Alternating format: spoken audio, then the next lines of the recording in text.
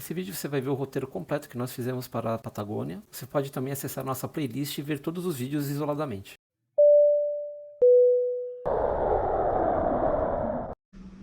Fala pessoal, tudo bem? Opa, tudo bom? A gente vai tentar fazer um fechamento aqui dos vídeos que a gente fez de Ushuaia. A gente não teve um começo para fazer essa brincadeira toda, porque a gente tinha que verificar algumas coisas antes. Mas é legal a gente falar o porquê que a gente fez tudo isso e dar um pouquinho aí de contexto do que aconteceu. Eu e o João, a gente tinha feito uma viagem quando ele tinha 15 anos, vai fazer uns 6 anos atrás isso. E foi a primeira viagem internacional que a gente fez e o lugar que a gente acabou indo foi para Ushuaia, né? Foi uma viagem muito incrível pra gente, a gente viu muita coisa interessante A gente gostou do lugar e desde quando a gente voltou a gente sempre tentou planejar para voltar para lá de carro, fazer a parte da Patagônia Argentina quase inteira, né? O tempo foi passando, de 15 eu fui para 21, perdão, e finalmente saiu do papel. A gente sentou, conversou, viu o que era possível fazer e a gente começou a reservar aluguel de carro, reservar a primeira hospedagem para entrar no país. Dinheiro, porque precisava também. Tinha questões de carta verde que tinha que tirar, a gente viu várias dessas questões ali e depois estava quase tudo montado. A gente fez ali por onde a gente ia passar, como ia funcionar mais ou menos isso. E a gente foi para o aeroporto, pegou e foi para lá. Eu acho que a grande questão aí é assim, o carro ele era uma peça fundamental para a gente. Então tinha que ter muita coisa assim, super ajustada, né? A parte de como a gente fez a reserva, no primeiro momento a gente procurou dentro do site da Hertz, da Argentina, e a gente viu que tinha um preço específico, só que ele ficava oscilando muito. E a gente tinha um problema que era a porcaria. O DNI. Que o DNI a gente... é como se fosse o nosso CPF. Só que não batia, a gente não conseguia dar continuidade no processo de locação. A gente tentou dar uma olhada no site da Hertz dos Estados Unidos, e a gente percebeu que lá dava pra gente fazer a locação e Isso era mais barato. E dava pra gente selecionar o lugar que a gente ia retirar o carro. Com isso a gente conseguia fazer a reserva. A gente fez o seguro mais top que tinha, a gente pediu a carta verde porque era a única locadora que fazia esse tipo de trabalho ali na hora que você ia fazer a locação. Talvez tenha outras, mas é que mais deixa explícito, né? Que elas emitem caso precise, enfim. E a gente fez a locação, vimos quantos dias iam dar. O João tinha feito o primeiro cálculo que dava uns 18 dias pra gente fazer toda a viagem. Eu pedi para ele colocar 21, para ter uma sobra ali. Mais pra frente a gente até pode falar sobre isso, mas em teoria daria para ter feito nos 18 dias, né, João? Teve a questão do carro, né, João? Basicamente eu solicitei com quase um mês de antecedência para eles fazerem a emissão da carta verde e já ficar tudo certo, porque o primeiro plano era pegar o carro e chegar no final da madrugada em Bariloche, que dava tempo. Eles não emitiram a carta verde, demoraram 4 horas para emissão e ocasionou que a gente foi chegar em Bariloche quase 6 horas da manhã, 7 horas da manhã. Eu acho que eles não botaram fé que a locação ia acontecer, João, entendeu? Talvez, porque a gente pagou na hora, né? A gente pagou em dólar lá na própria Argentina. Demorou porque eles também não tinham um carro reservado pra gente. Eles acharam um outro carro. Provavelmente eles falaram, esse carro vai voltar detonado. Então eles pegaram o carro. O carro ele não deu problema nenhum na estrada, né? Não tivemos problema nenhum com isso. Mas no meio da estrada a gente descobriu que a parte o carro provavelmente já era batido. O capô ficava batendo. Não tinha como fechar. Dentro do carro a gente não percebeu isso quando a gente saiu. Mas aí no meio da estrada a gente começou a ver um monte de gente buzinando, acendendo luz pra gente. A gente percebeu que a tampa do carro ficava batendo, né? E a gente caiu na estrada, tava um baita de um trânsito, lembra, João? Pra sair tava um trânsito de 2 horas, era feriado. Véspera de feriado. Eu não sei do que exatamente, não lembro. Então a gente demorou muito para poder sair da cidade ali de Buenos Aires. Depois que a gente conseguiu pegar a estrada, aí foi de boa, né? Aí o João teve que dirigir umas 18 horas. A estrada ela é boa nesse trecho, você tem posto de gasolina, você tem lugar para parar para comer, bem tranquilo isso. Só que esse trecho você tem que gastar uns 2 dias para fazer isso. Então essas 4 horas que a gente ficou preso lá no aeroporto, quebrou nossas pernas. Foi. Né? Você quer falar alguma coisa da estrada? Importante saber que quase todas as estradas da Argentina são mão única, então você tem que tomar mais cuidado. É difícil dependendo de São onde só você duas tá. faixas, né? É difícil você fazer ultrapassagens, enfim. Bom, é importante saber que de Buenos Aires para Bariloche são mais ou menos 1.600 quilômetros e a gente coloca um tempo a mais porque sempre vai parar para ter que comer, enfim, como é uma viagem longa. A gente fez em 17, 18 horas por aí esse trecho. Chegando na cidade, basicamente foi deitar e dormir, fez umas check-in no 7 hotel. horas lá, né? A gente já tinha comprado o reservado do hotel antes, então já estava reservado. Tinha que ter feito isso. A gente fez check-in no hotel e dormiu até meio-dia, 2 da tarde. Acordamos e a gente foi ver um pouco da cidade, né? Foi comer alguma coisa, enfim. Do nosso hotel, que era na rua onde fica o cassino da cidade, até a rua do centro, dão... Uns 4 quarteirões? Por aí. É bem perto. E, enfim, a gente foi na rua do centro, na rua principal, com 2 planos. Um era trocar dinheiro pelo câmbio azul, compensa mais pra gente, né? É uma maneira meio que legal de cambiar dinheiro, mas na Argentina... Todo lugar eu acho que é assim. Todo lugar é assim, sempre funciona, enfim. Trocamos dinheiro, trocamos um pouco de dólar e um pouco de real, a gente preferiu guardar uma outra parte pra... Emergência no caminho. Pro resto da viagem.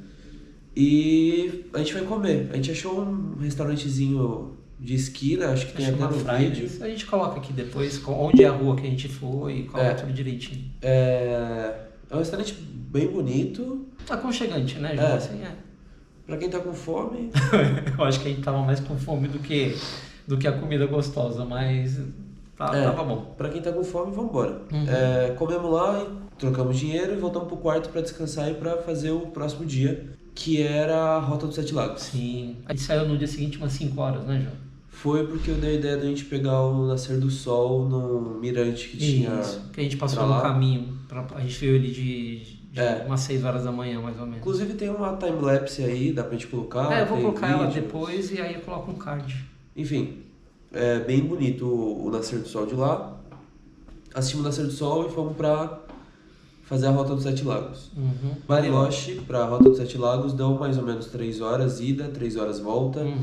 Pode colocar 4 ou 5 horas, porque você sempre vai ir olhando, apreciando. Você vai parar muito, dá uns 200 km mais ou menos esse percurso, mas você vai ver um monte de coisa muito linda no meio do caminho. Chegamos, depois de uns 30, 40 minutos, a gente chegou na primeira cidade da rota, que é Vila Angostura. É uma cidade de veraneio de alto padrão, pelo que deu para entender. Muito bonita, com café aconchegante, enfim. Tem uma infraestrutura pequena, mas é bem... ela acomoda o que é a cidade, né? Tem lugares que a gente não fez, porque a gente estava querendo fazer todo o percurso, então o nosso tempo, a gente não sabia se tinha tempo ou não. Na viagem é meio que tudo corrido, a gente cronometrou as coisas. Então a gente tomou um café na cidade e a gente não viu o parque, tem um parque bonito lá dentro, depois a gente foi ver. Você tem outras coisas para fazer na cidade. A gente praticamente parou ali para dar uma olhada no que tinha. A gente fez basicamente a rota. Assim. E essa rota ela é muito bonita. A partir do momento que você sai ali de Bariloche, você começa a pegar ela, você tem um lago do seu lado esquerdo que é maravilhoso. E aí você vai descendo o caminho inteiro. Lembra que tinha aquelas florzinhas amarelas? É um negócio muito bonito na época da primavera, que é quando a gente foi para lá, em novembro. Então a estrada vale muito a pena de você ver, né? A gente saiu dali, a gente chegou... O primeiro lugar que a gente passou numa ponte, lembra que tem uma ponte? Que foi em Vila Angostura ainda. Aí depois a gente, se para o carro saindo da estrada, você tem um outro lago, que ele faz a divisa entre... Do lado de cá tem um pedaço do lago e desse lado tem outro. E aqui no meio fica uma ponte. A gente subiu o drone ali, você consegue ver a água clarinha, né, João? Bem azul. E tem ali uma estrutura para você nadar, fazer algumas coisas, mas na época que a gente foi tava muito gelado, eu não encarava ali não, cara. O João até desceu para ver, colocar a mão na água ali num pedaço, mas não valia a pena. Nesse lugar é importante vocês saírem e eu vou mostrar aí depois as imagens o quão bonito é esse lugar, né? Depois a gente parou mais umas 2, 3 lugares, a gente foi parando em vários pontos, né, João? Foi. Conforme foram tendo os lagos, a gente foi parando até chegar em San Martín. Isso, a gente coloca as fotos aí depois de todos os lugares que a gente passou pra vocês darem uma olhada. E aí de San Martín, basicamente a gente voltou né? numa tapada só, porque tudo que a gente viu na ida, a gente já tinha visto na volta, a gente estava com fome, que a gente não comeu na cidade, e prefiro comer em Bari. A gente comeu um sanduíche, lembra? Dentro do lugarzinho? Que era um pum-pum com uns negócios dentro. Mas a gente preferia voltar para Bariloche para procurar alguma coisa para comer. A gente nem andou dentro da cidade, a gente não viu nada, porque a gente queria voltar para Bariloche por causa do tempo, né, que a gente tinha. Mas é um caminho que, se você tiver tempo, a gente, assim, para dentro de Vila Angostura, fica ali dentro. Vale a pena. Porque vale muito a pena. Dormir lá, fazer alguma coisa ali, ficar um dia na cidade. É um lugar que aparentemente parece ser muito bom, a gente não fez, mas daria para vocês fazerem. A gente voltou para a cidade, depois a gente voltou para Bariloche, a gente foi à noite no restaurante que era na rua do cassino ali, que era um restaurante bem típico, padrão argentino, enfim. E era bem gostoso e o preço foi até que ok. Foi tranquilo, né? Bastante comida. Eu não sei se a gente tem foto. Tem. Eu até coloquei no vídeo e depois eu posso colocar aqui alguma coisa do card para ir para lá. É um restaurante bem gostoso. É simples, mas bom. Fica bem pertinho do cassino ali, né? E a gente deu uma olhada dentro ali da parte onde fica a placa de Bariloche. Vimos toda aquela questão do que tem ali ao entorno. Dormimos, a gente comeu. Dormimos e acordamos no dia seguinte para começar a fazer o trajeto que a gente ia lá para El Calafate. Né? No caminho a gente lembrou que Bariloche é uma cidade de esqui e que tinham 2 centros de esquiar dentro da cidade de Bariloche, que é o Cerro Otto e o outro o Cerro Catedral. O que a gente queria ir efetivamente era o Otto, por conta de tem um restaurante na parte de cima, uma vista maravilhosa. A gente tinha visto ali dentro, vamos lá, a gente aproveita e almoça, né? E depois continua a viagem. Infelizmente na época, ou felizmente na época que eu acho que é felizmente. O Cerro Otto, ele estava em manutenção, tanto no teleférico quanto nesse restaurante. E estava fechado para turistas, ele só ia reabrir na época efetivamente de esqui, na temporada de neve. A gente procurou depois se tinha outro ali, a gente achou o Cerro Catedral. Que é onde todo mundo vai esquiar. Tipo, todo mundo que quer esquiar vai pro Catedral e não pro outro, porque a infraestrutura de esqui é maior, você tem uma cidade... A montanha é maior. Você tem uma cidade de esqui ali, enfim. E a gente viu que estava aberto e decidimos parar para olhar o Cerro Catedral, olhar a parte de infraestrutura de esqui, ver o que dá para fazer. E a gente viu que estava aberto e o teleférico estava funcionando, né? Então, a gente falou, por que não? Já está aqui, vamos subir no teleférico. O teleférico, quando funciona todas as partes, você consegue subir até o cume da montanha com o teleférico. Tem 2 tipos. Você tem o teleférico e você tem um que é um tipo de um bondinho que você sobe puxado também como se fosse o teleférico. O bondinho a gente subiu e chegando lá em cima a gente viu que não estava ainda no topo da montanha. Faltava 1,5 km mais ou menos para chegar até lá. E aí a gente viu que o teleférico estava quebrado e a gente perguntou se tinha como subir, enfim. E aí um dos fotógrafos que trabalhava lá, ele brincou e falou, tem como subir se você for a pé. Eu olhei, meu pai olhou pra mim e a gente falou, por que não? Eu acho que ele tava zoando a gente, mas aí a gente viu que tinha um caminhozinho mesmo. Por que não? E a gente começou a subir. É bem íngreme, o piso o chão, né? Tem um monte de pedrinha, então você tem que andar um pouco com cuidado ali para não escorregar. Foi mais ou menos 1,5 km. Deu 30 minutos para subir. Uns 40 minutos, sei lá. Não, acho que foi 30, foi baixo. E chegamos lá, foi um momento bem legal, especial, que foi a primeira grande surpresa. Isso. Que no cume dessa montanha você dá de cara para Cordilheira dos Andes. Então assim, você vê ela gigantesca assim, em cima desse lugar onde a gente estava, tem um restaurante, tem uma infraestrutura E aí a gente, atrás desse lugar, você consegue ver toda a Cordilheira dos Andes, é espetacular, né? Tem vídeo nosso aí também, a gente pode colocar, vocês podem procurar na playlist que vocês vão ver. E descemos. a gente viu a cidade também, lá em cima, que dá pra você ver todo o lago que tem, Bariloche, e a gente desceu. E continuamos. Esse rolê aí, a gente gastou umas 3 horas, né, nesse lugar, né, João? Acho que foi 3, 4 horas, mas valeu a pena, foi legal. Os preços, esse tipo de coisa eu coloco aqui depois pra vocês verem, mas tem lá no card, dentro do vídeo que a gente tinha colocado. Bom, descemos. A gente pegou a estrada. Lembrei de falar uma coisa. O dia anterior, que foi o da Rota dos 7 Lagos, quando a gente estava voltando para Bariloche, a gente teve um problema com a parte do seguro. Bem lembrado, João. O seguro que a gente fez, como a gente falou, foi o mais completo. Só que ele não foi informado pra gente que ele não cobria parte de pneu. E por se tratar de um seguro mais completo, que foi o que a gente escolheu, pra mim cobria a parte de pneu. Enfim, não explicaram. E voltando da Rota dos 7 Lagos, o nosso pneu furou. Ele não furou, ele rasgou. Então não tinha como consertar o pneu. A gente parou levando uma borracharia, problema número 1, levar na borracharia, sendo que você tinha seguro. Pra tentar consertar, enfim, os caras falaram, não tem conserto, se quiser a gente vende um novo, a gente falou que não, porque a gente ia resolver pelo seguro. Porque a gente achou que o seguro ia cobrir, né? A gente foi na Hertz. Bom, a gente foi na Hertz, conversou com um cara, e aí ele falou que o nosso seguro não cobria cobertas, não cobria pneus. E aí o que ele falou foi, bom, para vocês continuarem a viagem então, faz uma pré-autorização no cartão, a gente vai fazer uma pré-autorização de 200 e poucos dólares. E mais o pneu, porque a gente teve que pagar ele por fora do seguro. Só que a pré-autorização era justamente do pneu, porque ele não sabia o valor ao certo, não tinha como verificar na hora, pra gente continuar a viagem. Ele fez essa pré-autorização e aí no dia seguinte ele efetivou o valor real do pneu, que foi, acho que 100 e poucos dólares. Eu não lembro o valor, tem que pegar nas notas. Acho que foi 100 e poucos dólares, mas é importante falar então, caso alguém vai fazer, fale sobre seguro de pneus. Pega o seguro completo e mais a parte de pneu. Mesmo tendo, porque ida e volta você vai gastar uns 7.000 km, então você não sabe o que acontece em 7.000 km, então é importante fazer.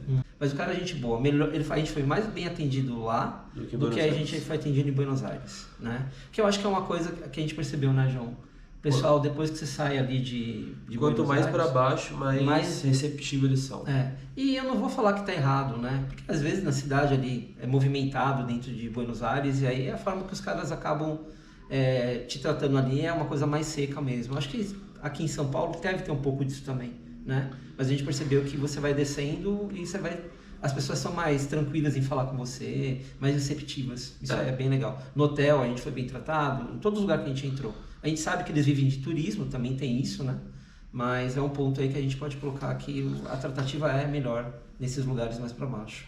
Saindo ali de Bariloche, a gente, para ir para o Calafate, a gente viu uma prainha muito legal. É que não dava tempo da gente parar, mas é como se você fosse para Ilhabela. Tem uns lugares ali na Ilhabela que é uma estrada bem pequenininha, igual a Ilhabela, e na lateral ali tem uma praia. A diferença é que as praias de lá tem terra negra, né? E não é nesse lugar específico em Bariloche, não é de água salgada que é do mar, é do lago. Mas a gente viu muita gente ali naquele dia se divertindo, nadando. Então deve ser um negócio bem legal, mas a água continuava fria para mim, tá? A gente pegou a estrada.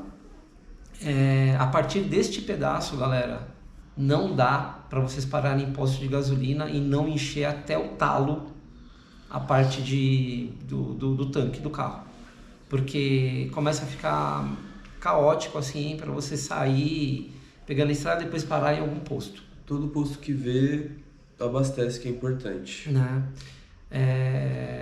Esses são os trechos, eu acho que começa a ficar muito distante, todos os lugares começam a ficar distante assim de parada. Tem que ter alguma coisa para você comer dentro de carro, uma batatinha, alguma coisa, bastante água.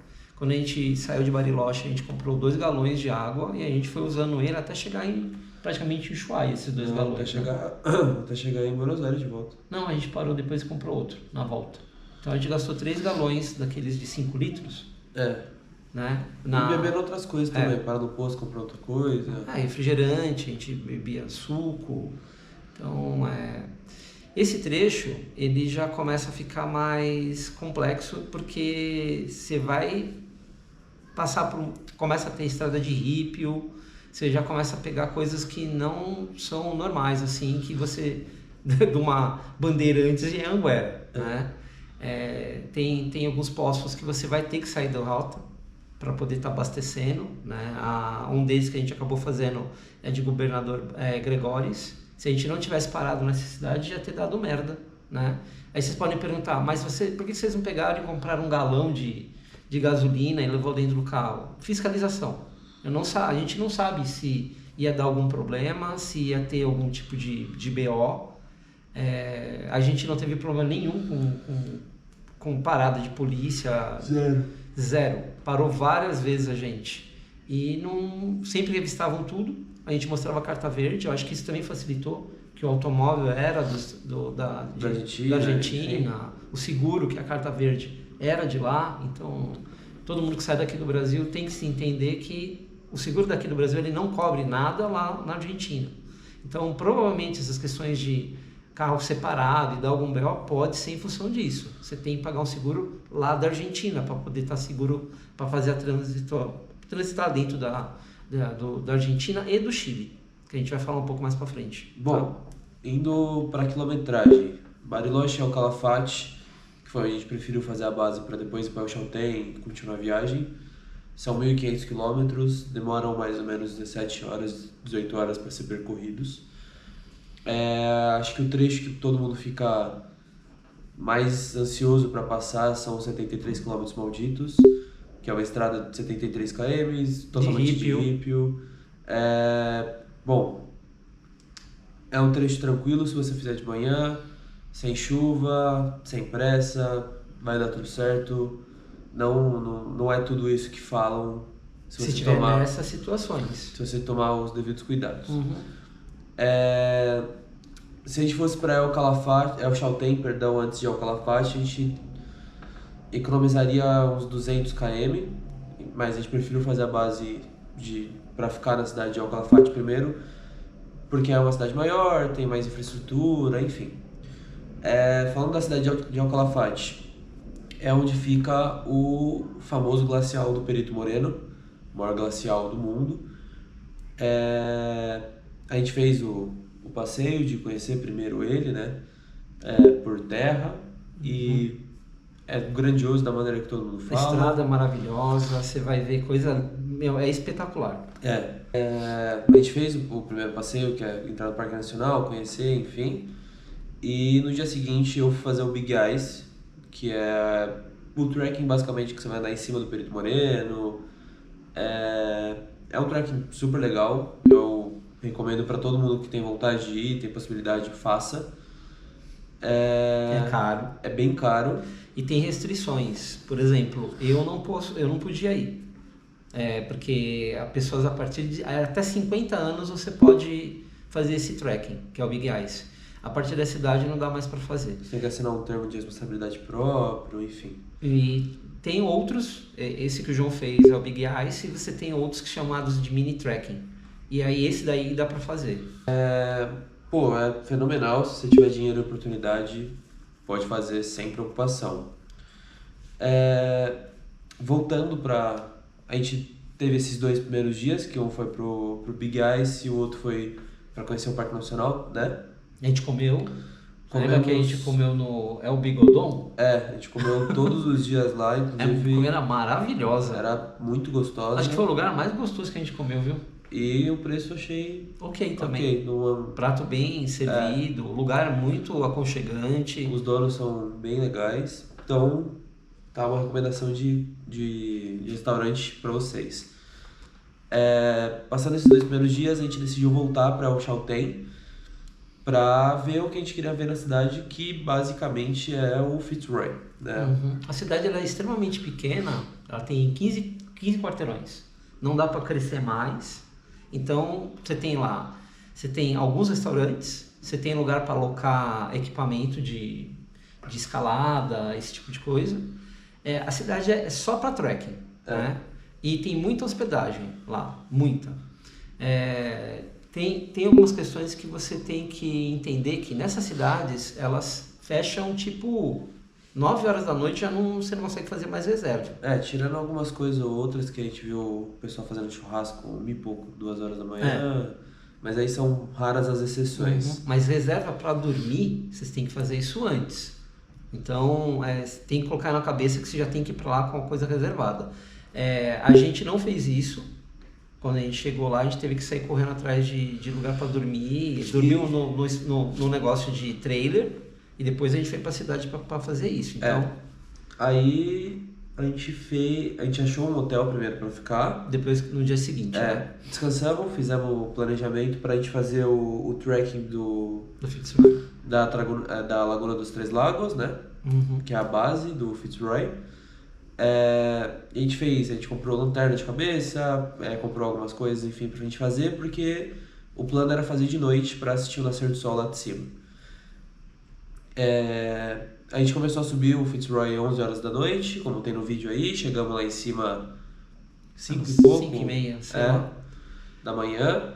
A gente deu sorte de ver não é todo dia que acontece, mas de ver a parte da Montanha Rosada, enfim. Porque uma parte estava descoberto do Fitzroy, né? Que também tem mais essa. Às vezes tá encoberto de nuvem e aí você acaba não conseguindo ver, né? Te deu sorte de ver isso.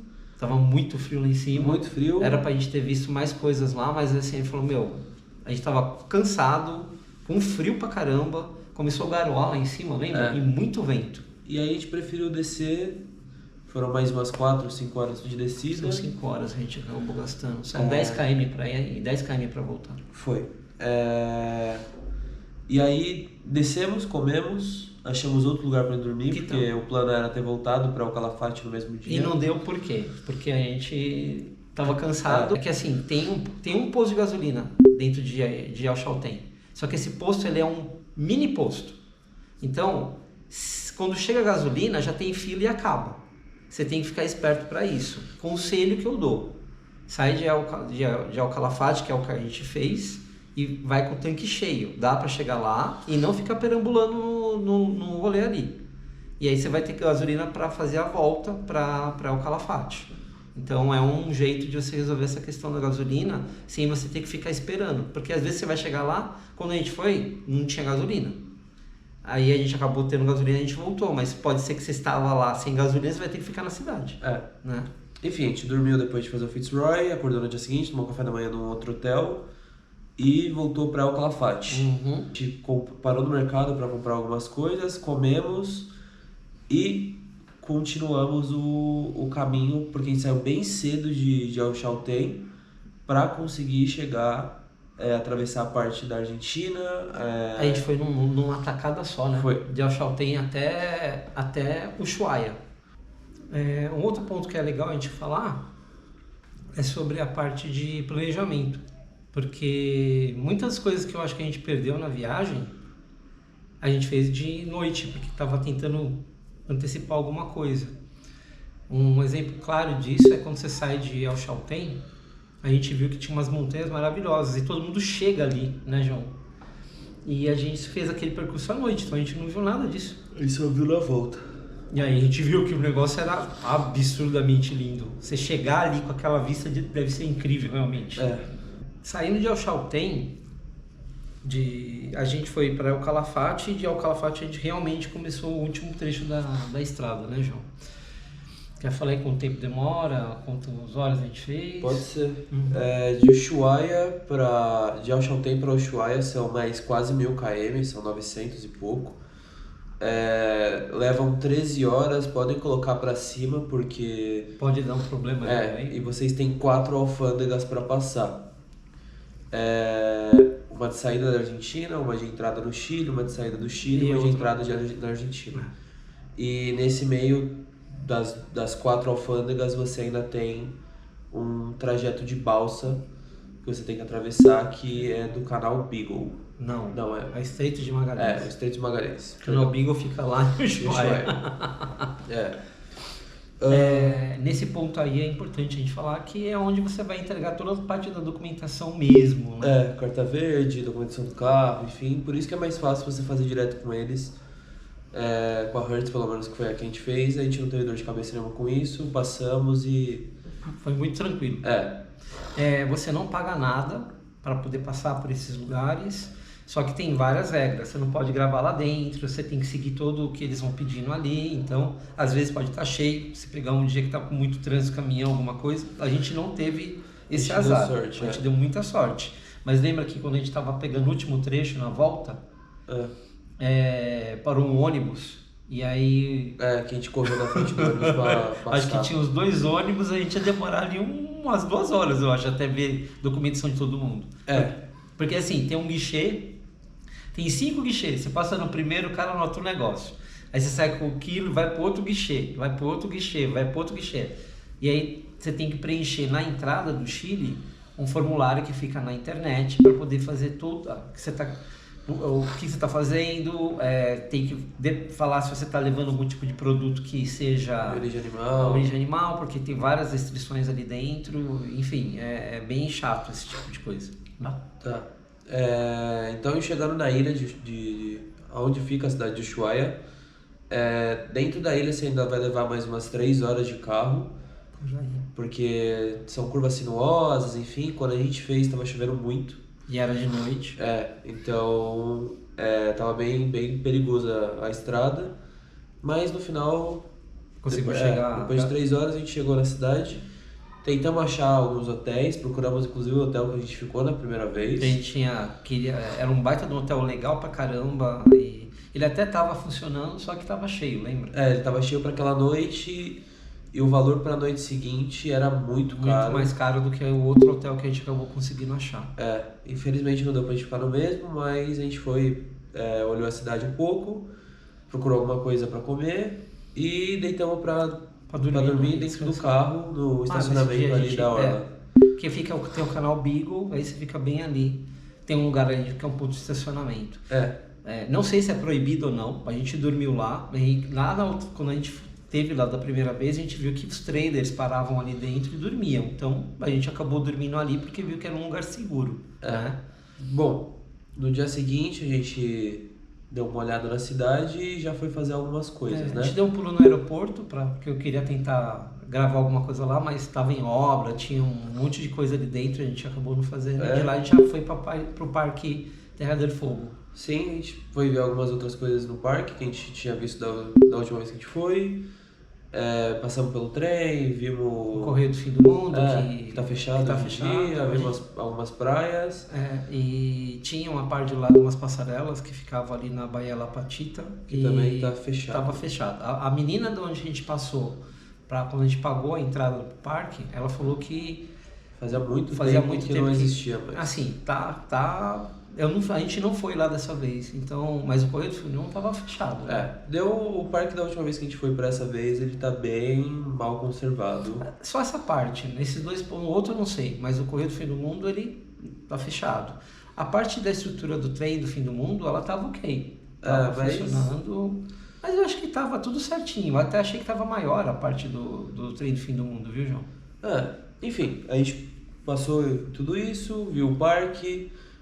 voltamos, comemos na cidade, ficamos mais um tempo no hotel, se planejando o que a gente ia fazer. No dia seguinte, a gente decidiu fazer a Laguna Esmeralda. No dia seguinte.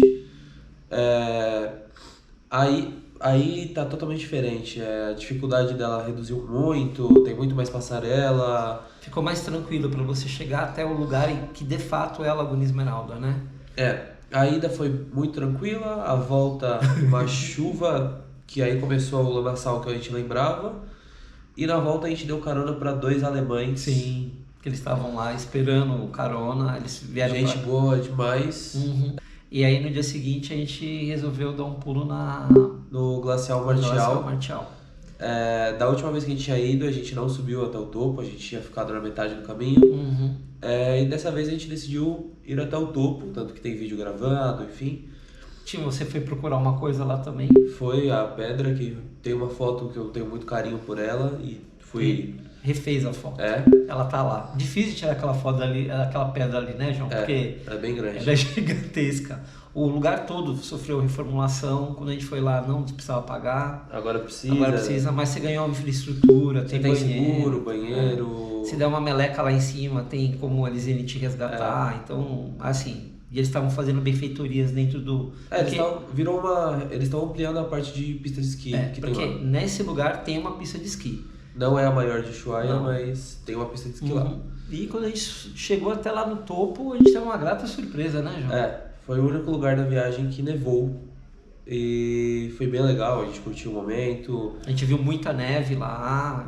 Fez imagem de drone, foi uma baita do... Esse dia foi muito bom. O João até fala que a gente só ganhou tudo isso aí porque a gente deu carona pros alemães no dia anterior, viu?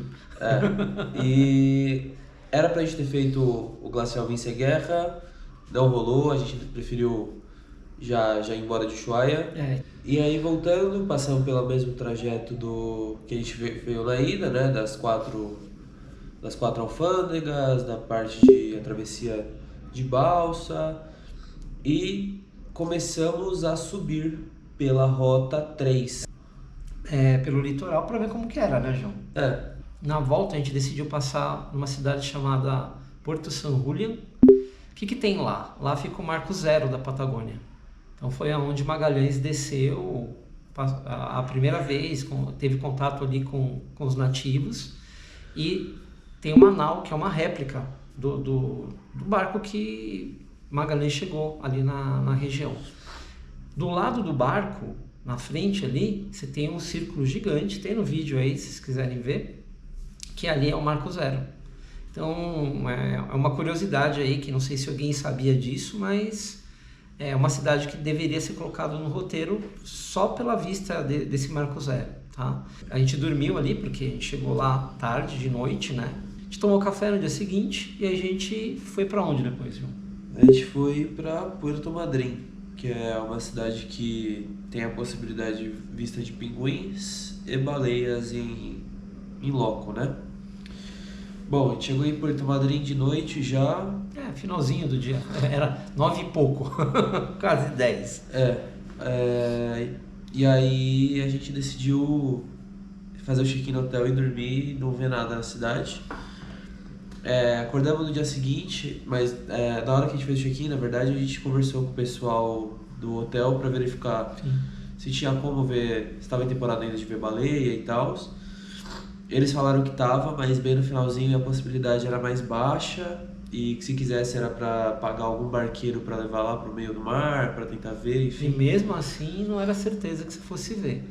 A época que a gente foi estava em dezembro, já no começo de dezembro. E aí o ideal é vocês irem antes ali, entre outubro e novembro. Eu acho que a certeza é maior para vocês pegarem e avistarem baleias, tá?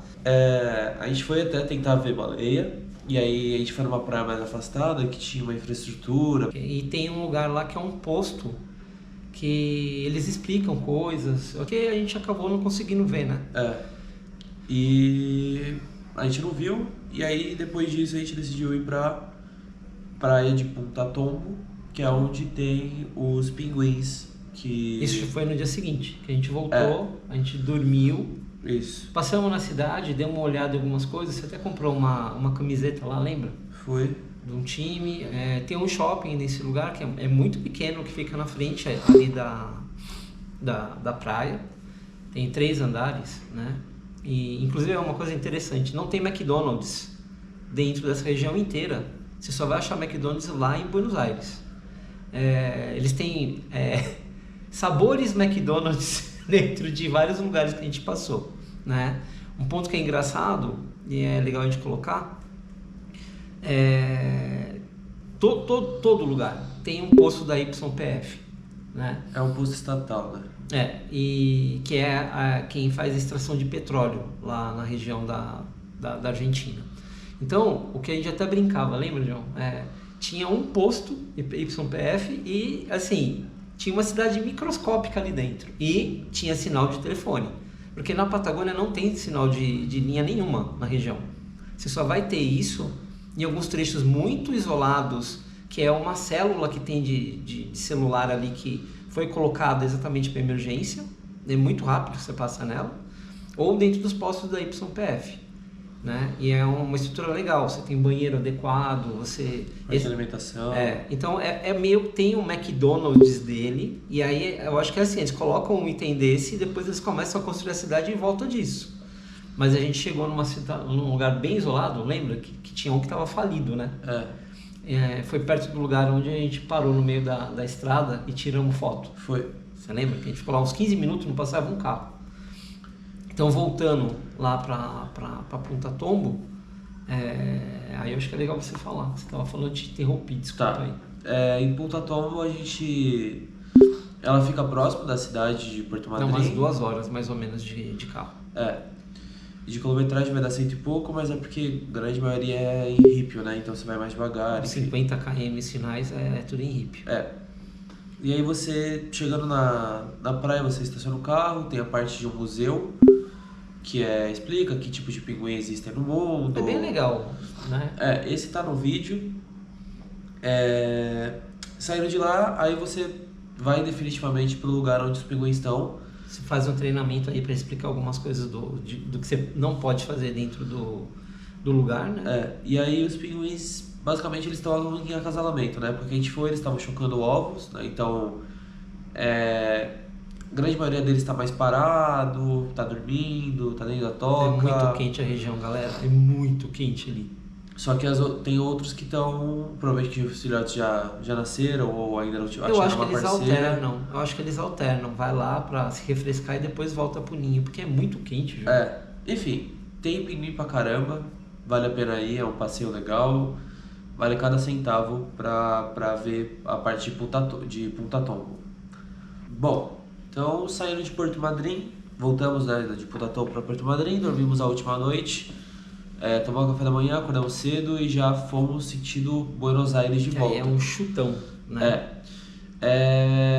Vale a pena ressaltar, a partir de Porto Madryn para frente, grande parte das estradas já não são mais mão única, são vias duplas. Tem alguns lugares que quando a gente estava lá, eles estavam em reforma e aí a gente teve que cair por uns buracos, galera, que a gente pegou um trânsito absurdo, estrada ruim.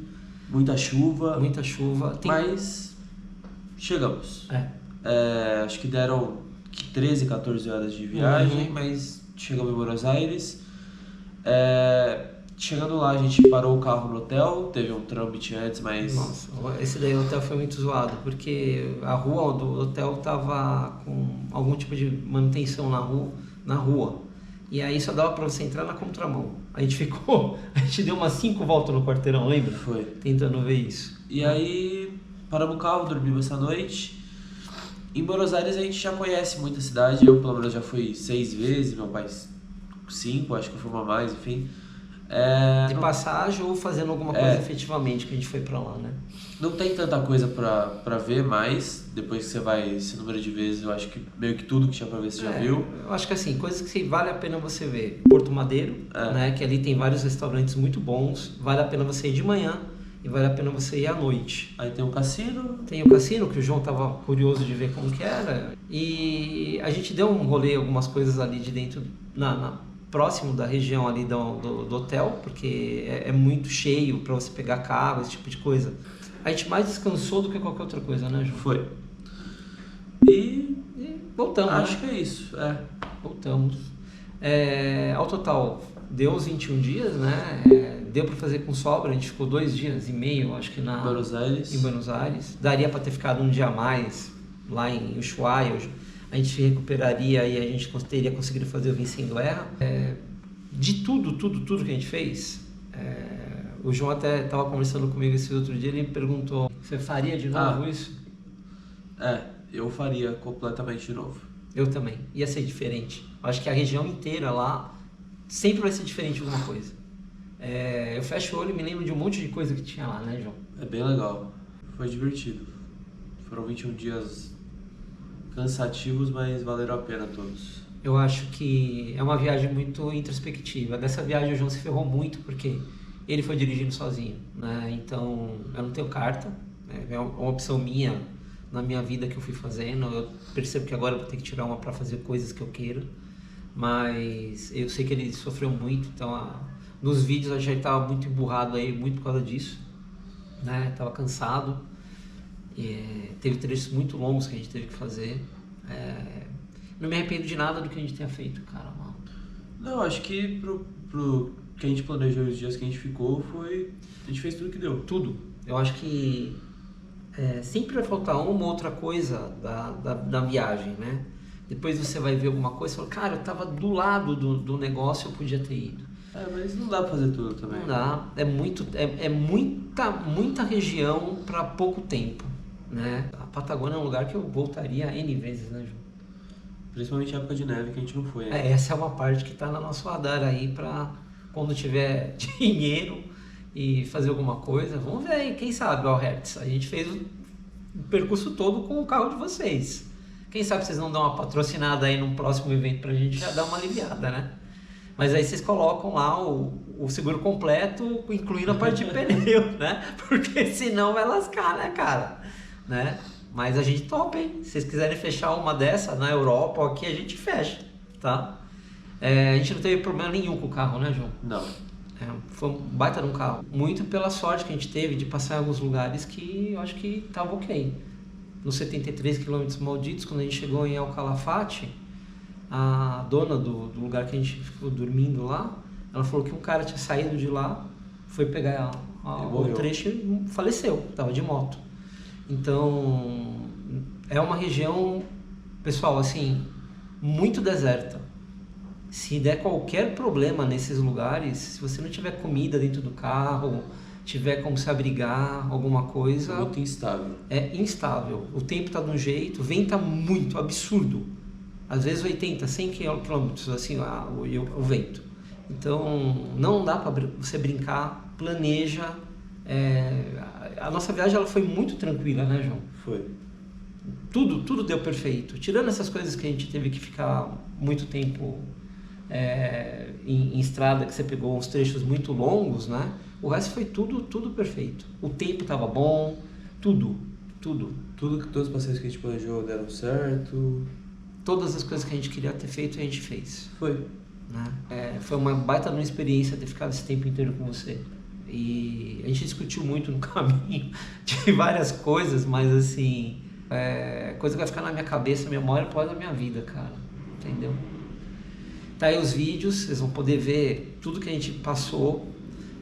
Pode não ter tudo. Tem muita gente que falava pra mim assim, não tem coisa de comida. Galera, a gente comeu em alguns lugares bem e nos outros...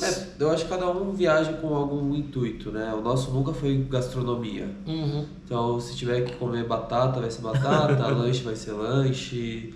E grande parte do tempo era a mesma coisa que a gente comia. Era no YPF comendo algum lanche, só pra continuar a viagem, fazer o que queria, porque era mais barato. Então... É uma opção nossa de estar fazendo desse jeito. A gente está no começo, eu vejo que tem muita gente que vê os vídeos, mas não se inscreve, né? Nosso público ele é muito de televisão, que eu acho que também acaba atrapalhando. Então, se você está aí vendo na TV, 80% pelo que a gente vê nas estatísticas do canal, e não tem o botãozinho ali, tenta procurar no celular, vai lá dar uma olhada, ajuda a gente aí. Bater os 200 inscritos, depois os 500, pra gente poder levar esse material para outras pessoas, né? A gente vê que não tem tanta gente que vai e se inscreve, mas tem muita gente que acaba vendo os vídeos. Então, se vocês puderem ajudar, sai da TV e vai lá no celular e se inscreve no canal. A gente agradece aí. Dá essa moral pra gente e obrigado de novo. Até a próxima, pessoal. Fiquem bem. Valeu. Tchau, tchau.